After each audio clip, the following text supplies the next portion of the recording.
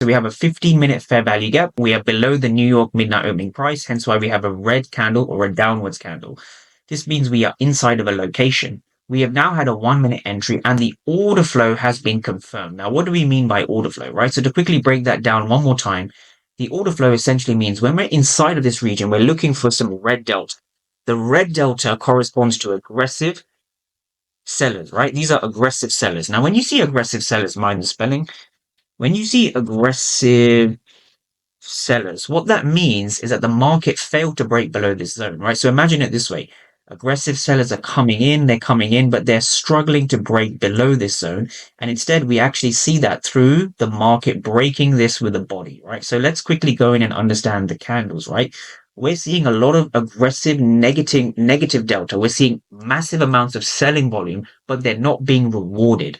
Now, when you see selling volume that hasn't been rewarded, what's really happening is that the market is popping up with passive buyers.